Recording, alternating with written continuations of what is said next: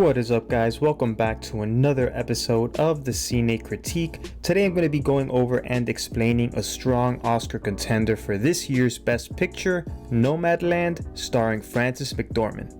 In Nomadland, director Chloe Zhao and cinematographer Joshua James Richards have achieved something remarkable, creating a film that is so visually stunning that each scene feels like poetry in motion, and yet somehow it maintains an ingrained sense of realism. It offers us a sincere look at a new but growing subculture in America in which people in their 60s and 70s, basically a considerable portion of the victims of the 2008 financial crisis, are hitting the road in camper vans because they can't afford traditional housing. These new age nomads travel across the vastness of their seemingly boundless country looking for temporary jobs. The film's protagonist Fern, played by Frances McDormand, is an intimate observer and ardent participant in this lifestyle. While serving as the window for the audience into this mobile but tight-knit community, she finds a sense of belonging for the first time since her husband's passing. Nomadland is the cinematic adaptation of Jessica Bruder's 2017 non-fiction book Nomadland, Surviving America in the 21st Century. Here is everything you need to know about its ending. Warning, there are going to be spoilers. My mom said that you're homeless. Is that true? No, I'm not homeless. I'm just houseless. Not the same thing, right? No. Don't worry about me, I'm okay. Okay. So in 2011, the economy of the entire town of Empire, Nevada is decimated after the main source of income for the townsfolk closes its shutters for good. Fern, whose husband Bo has recently passed away, does several odd jobs to make ends meet. She previously worked at the plant along with Bo for most of her adult life, but now she doesn't have much to show for it. Empire soon becomes deserted as almost all its residents leave in search of better opportunities. Fern also realizes that she can't hold on to her home much longer. She sells some of her possessions and puts the rest into a warehouse before moving permanently into a van. While working at an Amazon fulfillment center, she learns about nomadic living from her friend and colleague Linda. Initially reluctant, Fern discovers that it might be the best option for her after her temporary employment at Amazon ends and she fails to land any other jobs. Following Linda's advice, Fern ends up in a desert gathering in Arizona where she receives instructions on the basics of how to be a modern nomad from the veterans of that lifestyle, including Bob Wells, a real-life legend of the community. As time passes, Fern almost seamlessly assimilates into the community. She finds that this nomadic life perfectly complements her restless personality. It also helps her deal with her grief. She carries that grief of her husband's death in her journey throughout the whole film. When she eventually returns to Empire and the home she and Bo shared, it signifies that she is finally ready to close that chapter of her life. Fern is a deceptively complex character. She exudes genuine warmth and earnestness when she's with her fellow nomads. She demonstrates almost a childlike giddiness when she attends the RV show with her friends. On the other hand, when Swanky tells Fern that she has only a few months to live, Fern is sober, supportive, and kind. However, her lifestyle makes these moments of human interactions rare by default. Most of the time she's on the road, alone in nature with her van, which she names Vanguard.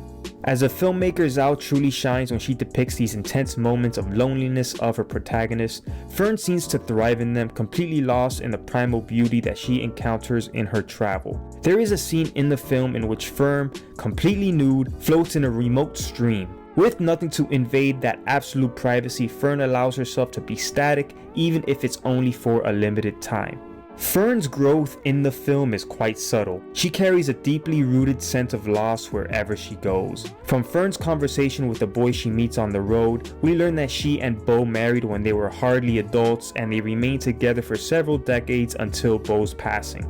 In her marital life with Bo, she found reasons to overlook her inherent restlessness, even though most of them were originally Bo's reasons to be in Empire. He loved working at the plant and loved living in that town, and Fern loved him. And that was enough. When Bo died, that restlessness returned in full force, but she stayed in Empire because of the memories she made there with her husband. After her circumstances force her to embrace this nomadic lifestyle, Fern eventually grows to love it, even to the extent that she sabotages a potential future with David. She declines David's offer to stay with him, willingly choosing the nomadic life over a domestic one for the first time, and returns to Empire. Her pointed conversation with Bob also precedes her return to her home. They share stories of loss with each other, giving one another glimpses of immense grief that they carry around with themselves. Bob lost his adult son to suicide a few years ago, and it has instilled in him a deep appreciation for nomadic life. The nomads don't tell each other goodbyes, as there's a sense of finality attached to that word. Instead, they say that they will see the other person down the road. According to Bob, he will see his son again, even if it's not in this life. Fern goes back to Empire to say those same words to her husband. She sells the stuff she left in the warehouse and visits their home one last time. It's her moment of catharsis. She is there not necessarily to find closure, but to acknowledge her desire to live on. She leaves Empire because she has nothing that has a hold on her any longer. She and Bo never had a child, and Bo's family was not involved in their lives. After promising her late husband that they will see each other again, she hits the road. She chooses not to live only with her memories and is now prepared to make new ones. During a conversation between Fern and her sister, it is revealed that Fern always had that restless spirit. While her sister accuses Fern of abandoning her, she seems to understand what drives Fern to such behavior and even accepts it. As mentioned above, Fern's marriage with Bo grounded her, and she was truly happy when she was with him. After his death, she continues to live in their home until she has no other choice but to leave. With David, it's entirely different. Living with him and his family for a few days makes Fern realize how unsuited she has become to this life. She is just not the same woman that she used to be when she was married to Bo. That woman was perfectly content in sacrificing her own desire for those of her husband's. That woman was happy to leave everything behind for love.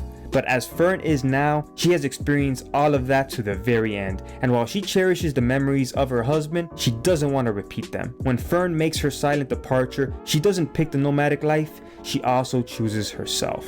And that, guys, is Nomadland as I can best explain it. Let me know what you think about Nomadland in the comments below. I think Nomadland is one of the best movies of the year. I wouldn't be surprised if director Chloe Zhao wins Best Director in the 2021 Oscars. But let me know what you think about this movie in the comments below. And as always, real legends never die.